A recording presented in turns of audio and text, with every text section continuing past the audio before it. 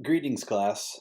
On this section, we're going to address, can conflict be resolved without addressing trauma and stress?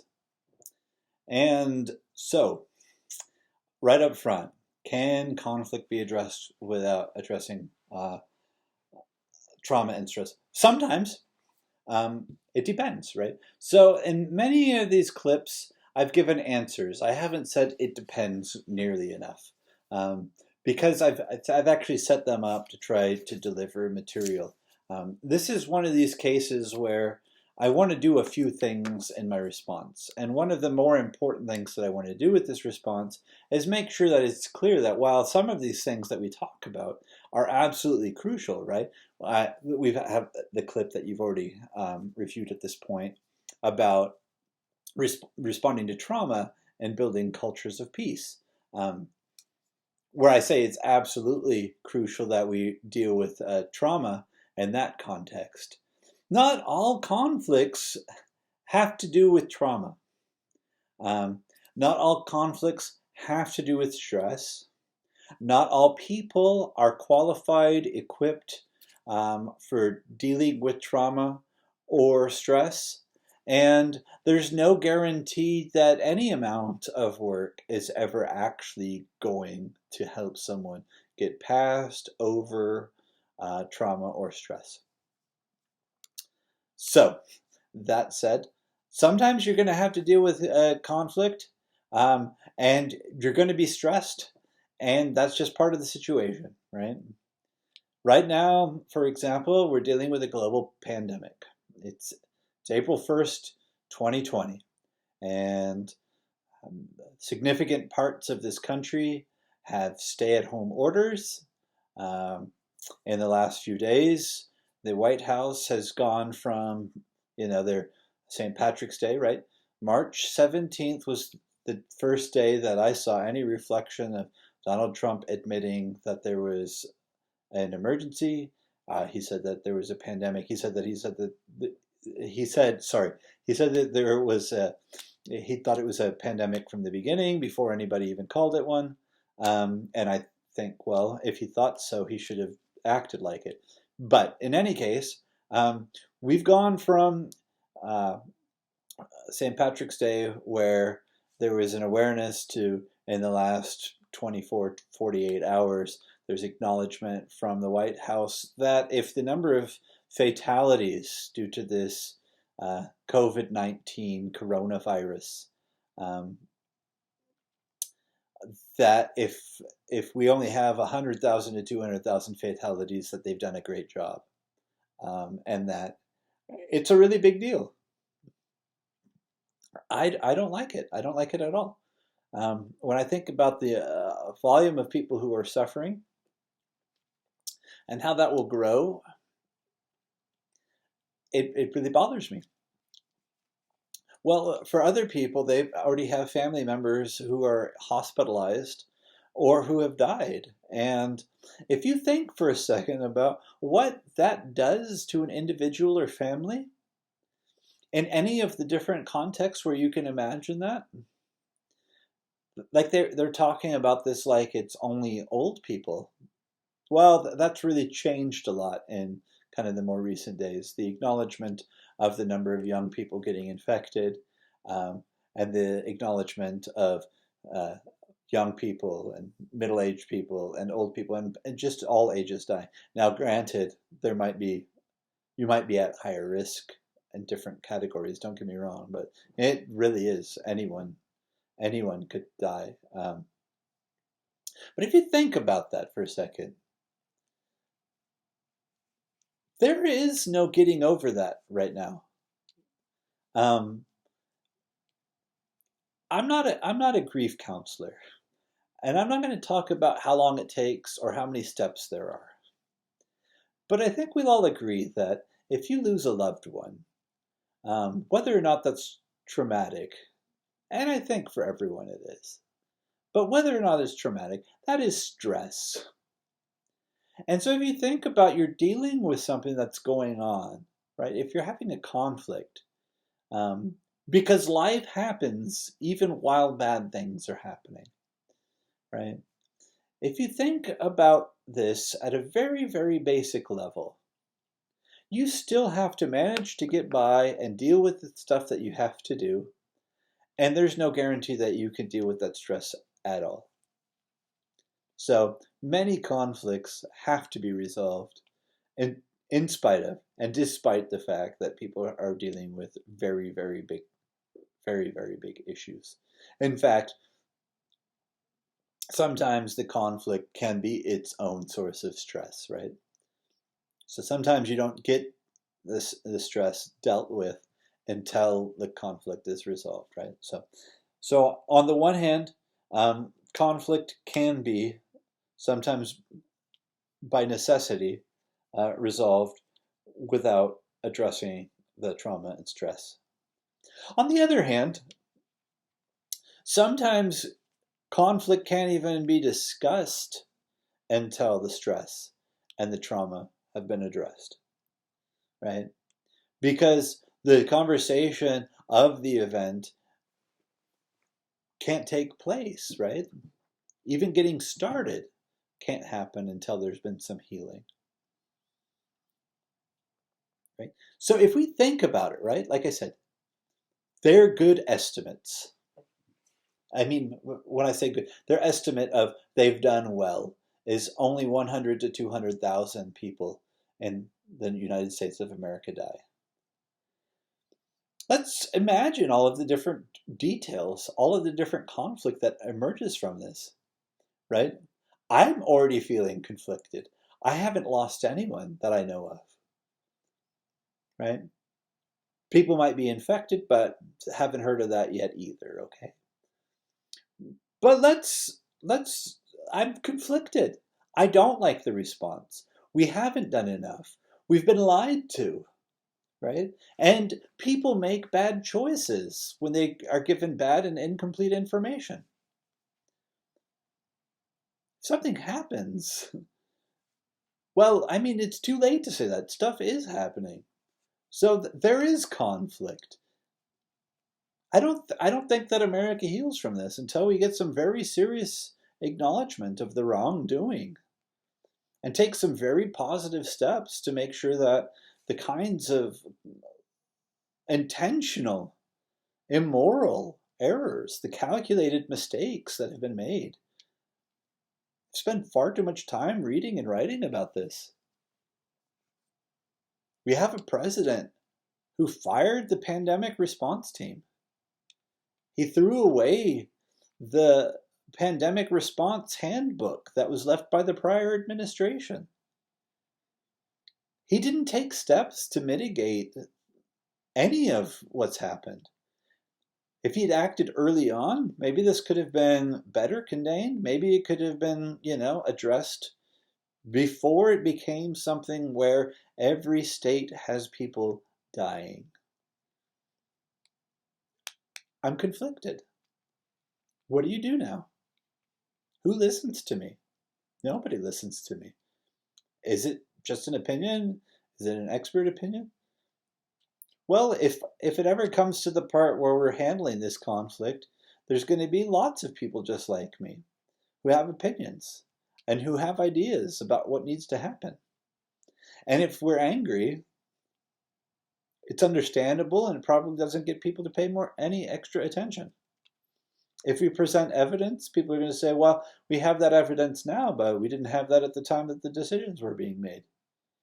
Well, some of the evidence, I think, will showcase the fact that the things that were known at the times that they were known indicate that lives could have been saved, but it was negligence that kept them from being saved.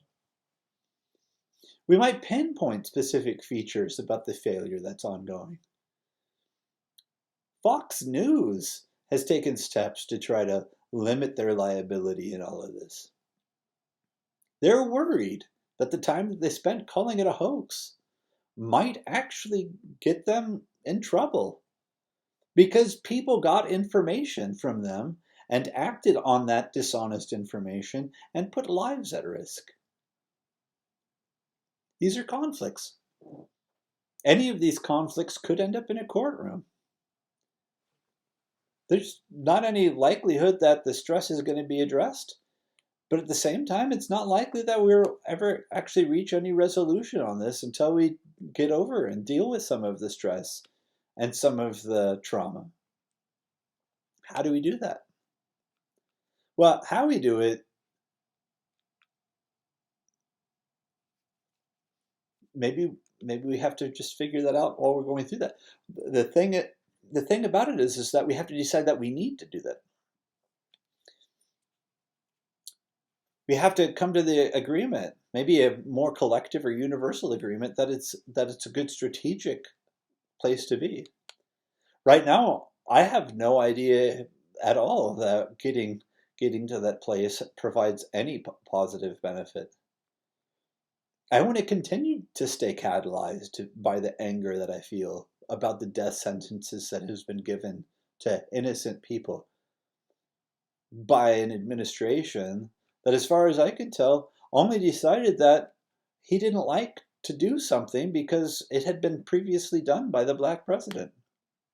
The racist president threw away a good course of action that put lives at risk.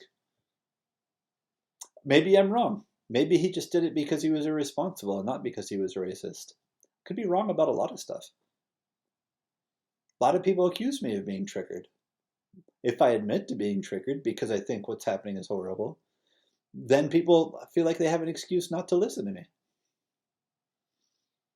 It's challenging, right? Just using myself as the example. I can't walk my way through this. I'm writing about it. I'm presenting as many facts as possible and trying to present as coherent a case as possible. But what's the resolution? Right? This is a really big challenge about thinking about trauma. What's resolution? There's no way. There's no way to bring the dead back to life. Those years that are lost, they're permanently gone. I'm pissed off, right? I can relate. I wrote about it at length. My brother died when he was 33. There had been 57 votes to repeal Obamacare. 0 votes to improve it. If he had better health care, is it possible? Maybe, maybe not. We'll never know. And if it was possible, it doesn't make any difference. It doesn't bring him back from the dead. I mean, this is how it goes, right? You could wish for a better world, but there's no way to wish your way to what you want. This is what trauma does to people. You can't undo a past. You can't unravel these tensions. You can't make it different. Making it better? What's making it better right now? What's making it better when people are saying a good response is only a lot of people dying? That's a lot of families. That's a lot of families that have a piece that's taken away from them. That's a lot of futures that have been stolen from the world. Who knows? Who knows what those 100,000 people were going to do? They're not gone yet. We don't know who they are. How does that change the way that we're looking at each other? How does that change the way that anything's happening? So, some people decided, right? They've made decisions. They've decided that the stock market was more important than human life. That's a conflict. If I don't get over it, people won't take me seriously.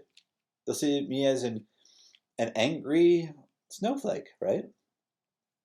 Doing what snowflakes do, have meltdowns. If I want to be taken seriously because I feel like that's the only way to get people to listen to me, and the only way to get the change that I want is by being able to get people to listen to me, then I have to get over it.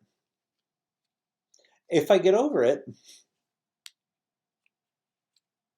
then what? Then I might move on. Maybe moving on's good. Maybe moving on's bad. Maybe staying angry is the only way to make sure that I stay committed to the cause of change. Right? So we have all of these tensions. There's a whole lot of it depends in there. How significant is the stress? How significant is the trauma? If I'm stressed out, I won't be able to do anything. That's clear. I've tried typing while I was wiping tears from my eyes. It slows everything down pretty seriously. That's what happened when I wrote about healthcare being a political football, the piece about my brother. I cried a lot because I was trying to be honest, because I figured that's the one thing that I have going for me. As long as I'm honest, people usually will pay attention to my story. If I'm honest, people will pay attention. That doesn't mean that they'll reach the same conclusion. Doesn't mean I'll get the outcome I want, but being honest gets people to listen. Getting people to listen is the way to build trust. Getting trust built is the way to lead towards positive futures, I hope. Increasing the dialogue. Hopefully planting some seeds. I can't be the only one to water them. I can't be the only one to plant them, but, got to do my part. But you're all doing your parts too. And you got stuff to worry about too. And I say this as having specific students of mine, but some of my students, are years in the past. You guys know about my study on forgiveness. I asked a lot of questions about forgiveness. I had some preliminary findings. I had a student tell me, look, the racial profiling stuff that you talk a lot about, I don't know if you understand the reality. I'm like, lay it on me. And so the person told me, I won't have a job if I don't figure out how to forgive the police for pulling me over. If I show up to work angry, it's going to impact my performance. I'm going to get fired. I need to have my job. People are depending on me, right? So people are finding ways to adapt, to suck it up out of need. And, so this is part of it. So yes, we can get over the stress, maybe not completely, but we can get over the stress to the point where we can say, look, I might be angry, but I'm not so angry that I can't work on this. Put my thoughts to work, get things done. Because that's what we need. We need to get things done. We take steps forward, take steps back, right? We keep focusing on the steps that we're taking forward, keep trying to limit the steps that we take back. The challenge here is what I see as going forward, other people see as going back. What they see as going forward, I see as taking rights away from other people. And at the end of the day, I do care about everybody, but at the end of the day, I also think that everybody deserves the opportunity to live. And right now, what we've had is a government make choices that guarantee the death of innocent people because they prioritized things differently. And, it's tragic. But if we get stuck on that, this is tragic, and we get stuck in a way that we feel like things are hopeless, we do nothing to make things better. Trying to make things better doesn't guarantee that they'll get better, but feeling hopeless is almost always a self-fulfilling prophecy. So in that, I feel like that was kind of like some spaghetti of ideas. I've tried to put on display, not describe, but put on display the complexity of thinking about stress and trauma and whether or not you can get over it, whether or not you can resolve conflict with that lingering and manifesting as an obstacle, or whether or not you can manage it, get over it, and then deal with the problem. It's complex. Conflict's real. Thanks for listening.